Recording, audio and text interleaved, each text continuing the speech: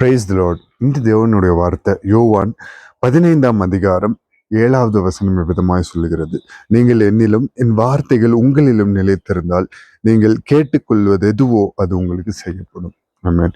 இது ஆண்டவராகிய இயேசு கிறிஸ்து நம்மளை பார்த்து சொல்கிற வார்த்தை.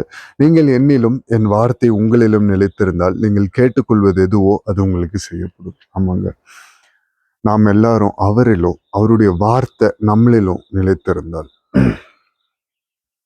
நாம எல்லாரும் யாரை சார்ந்திருக்கோம்? நம்பிக்கை துரோகம் பண்ற மனிதர்களா, இல்ல நம்மளிடத்திலிருந்து உதவியை வாங்கி கொண்டு நம்மளையே தூஷணமாய் பேசுகிற மனிதர்களிடத்துல நம்மளோட நம்பிக்கை, நம்மளுடைய அன்பு எல்லோரும் படைத்தவரிடத்தில் இருக்கிறதா, இல்ல படைப்புகளின் மேல் இருக்கிறதா? படைத்தவர் மேல் இருந்தால் அவருடைய வார்த்தையில நீங்க நிலைத்திருப்பீங்க.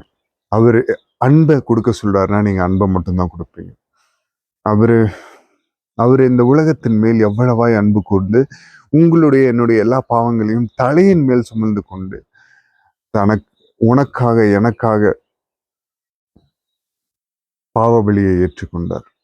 உன்னுடைய அக்கிரமங்களுக்காக பாவபலியை ஏற்றுக்கொண்டு உன் மேலும் என் மேலும் அவ்வளவாய் அன்பு கூர்ந்து நம்ம நரகத்துக்கு போகக்கூடாது என்பதற்காக, நம்மளும் அவரோடு கூட பரலோகத்துல இருக்கணும் அப்படின்றதுக்காக உலகத்தின் எல்லார் மேலேயும் அன்பு காமிச்சாருங்க.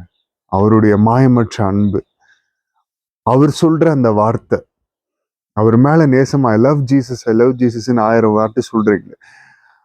ஒருத்தர் மேல நீங்க அன்பு செலுத்துறீங்க அப்படின்னா அவங்க சொல்றதை எல்லாவற்றையும் செய்வீங்க. அவர் என்ன சொல்றாரு?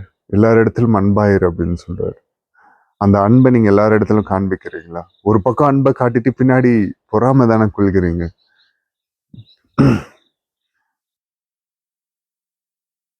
எல்லாரும் சமம் என்பதுதான். ஆனா நீங்க எல்லாரையும் சமமா பாக்குறீங்களா? இல்லையே.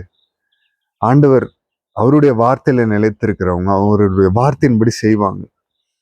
அவருடைய அன்புல நிலைத்திருக்கிறவங்க அவர் சொன்ன வார்த்தை அப்படியே மீறாம செய்வாங்க. அதுதான் அவர் மேலே வைத்திருக்கிற அன்பு. அவருடைய வார்த்தையில நீங்க நிலைத்திருந்தா அவர் உங்களை நடத்துவார். பரிசுத்த ஆவியானவர் உங்களுக்கு நல்லது கெட்டது என்று போதித்து நடத்தி நித்தியமாய் அவரோடு கூட வாழ நமக்கு வழி செய்வார். அப்படி நம்ம வாழும்போது நீங்க கேட்கிறது எதுவா இருந்தாலும் அவர் அதை உங்களுக்காக செய்வார்.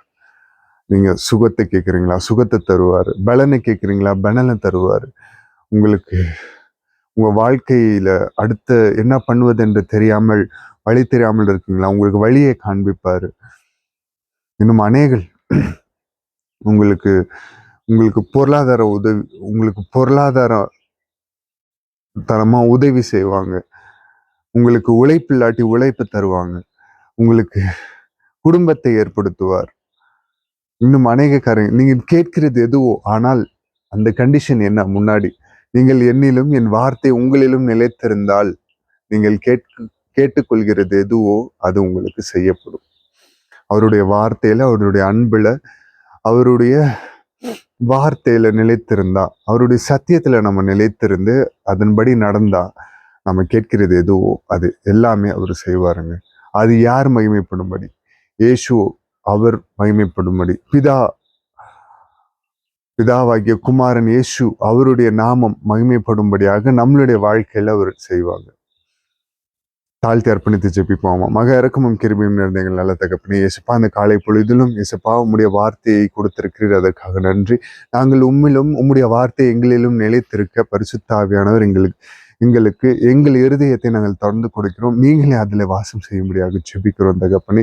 இயேசுப்பா, யார் யார் என்னென்ன விண்ணப்பத்தோடு இந்த வீடியோவை காண்கிறார்களோ அவர்களுடைய எல்லா விண்ணப்ப தேவைகள் எல்லாவற்றையும் சந்தித்தள்ளும்படியாக ஜெபிக்கிறோம் தகப்பனே.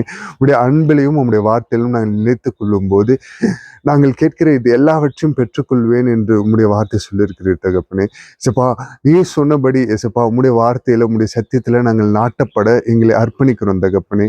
இயேசுப்பா, நீர் மகிமைப்படும்படியான காரியங்களை எங்களுக்குள்ளாக இருந்து செய்யுங்க. நாங்கள் கேட்கிறது எதுவாக இருந்தாலும் உம்முடைய சித்தத்துக்கு மாறாமல் கேட்காதபடி எங்கள் இருதயத்தை ஸ்திரப்படுத்தி உமக்கு பிரியமானதை கேட்டு உம்முடைய வார்த்தையில உம்முடைய சத்தியத்தில் நடக்க எங்களை அர்ப்பணிக்கணும் தகப்பனே. நீர் ஒருவரே உன்னதர், நீர் ஒருவரே பரிசுத்தர்.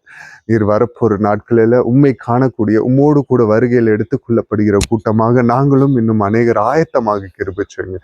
நீர் ஒருவரே மகிமைப்படணும், நீர் ஒருவரே பெருகணும், நாங்கள் செருகணும். எல்லா துதியும் எல்லா கணமும் ஒருவருக்கு மாத்திரம் செலுத்தி தாழ்த்தி அர்ப்பணித்து ஜெபிக்கிறோம்.